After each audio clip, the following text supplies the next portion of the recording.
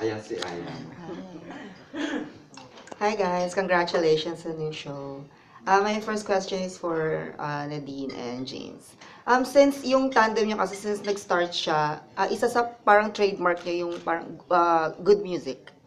Ito ba sa On the Wings of Love, mag-expect kami ng parang soundtrack or accompanied album or kayo ba kakanta ng theme song din? Or nasa plans na? So, hindi pa wala pang ganyang plans, but can we have the music component po ng teleserye, Miss Kylie, Mother B? Have we discussed that? Careful. The music component ng teleserye, kasi known ang ating yung dalawang lead. Sorry. Sorry, ang ipagka-Ilongga ko lumabas. Yung sinabi kong word in Ilonggo, it means, kulat. Okay, joke. Anyway, ang music, okay, baka itanong nyo, On the Wings of Love ba ito na kanta ni Jeffrey Osborne? On the Wings of Love na kinanta ni Regine Velasquez habang lumipad siya sa taas ng Araneta Coliseum. Yes, yun po ang inspiration ng aming teleserye na title, na On the Wings of Love. Pinapacheck pa po ngayon kung makakayanan namin ang royalty at rights of that song. If hindi naman po namin ma-afford, we could commission another composer to write a beautiful romantic love song. May soundtrack ba? Wala pa po. But definitely, James and Nadine will have a version of that. Kung ano man ang magiging theme song, whether it's Dandansoy. Okay na ba yung theme song? Diyan, hot, fresh. Ang dami ng producer. Si Miss Kylie Balagtas. Oo.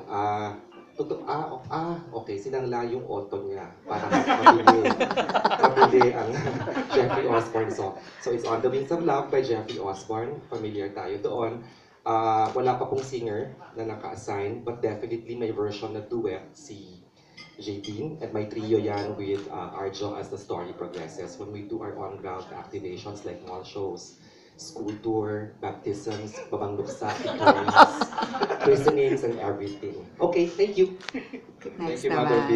And follow-up lang sa inyong dalawa. Sa nakahilera na cast, Sa lahat na? Oo, kanino kayo mas kinakabahan maka-eksena?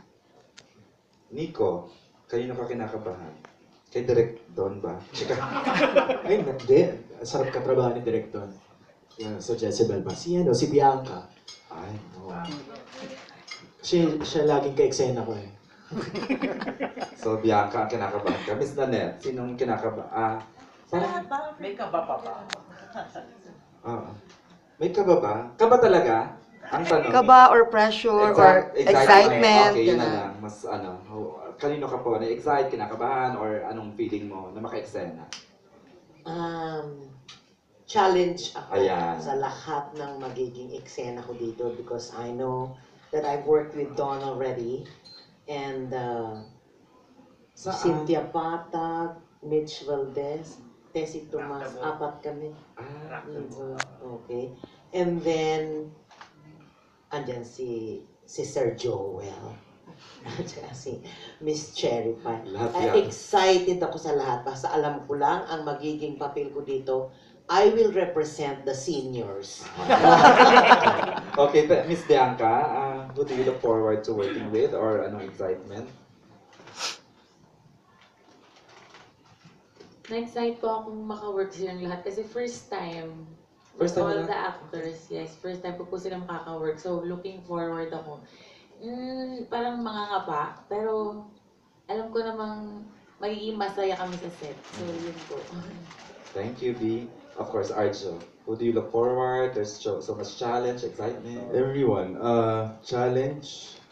Every scene is a challenge naman. It's how you're gonna Regardless of who. it's how you're gonna put color into your character, into the scene itself. So, tsaka meron akong, kaba. Every scene. as Never an nawala. actor, Ever not a since I general. started, lagi akong kabado. I don't know why. Pero, as far as I'm concerned, I'll do my best para at least, diba, makasabay man lang sa magagaling na. Naku, the most awarded actor this generation yan, si Arjo, and dami ng awards. Miss Pai, may kaba pa ba? Oo naman. Hindi, tsaka, but I'm very excited to work with everybody. Tapos, excited ako to work with Nadine and James. Nakakabagets. So yun, so nakakabagets. So excited ako. And you know, we're very excited with the plot of the soap. Katulad ng na-mention ni Direk Don, yung light, romantic, pero may puso, may kagat, may ganon. So, exciting.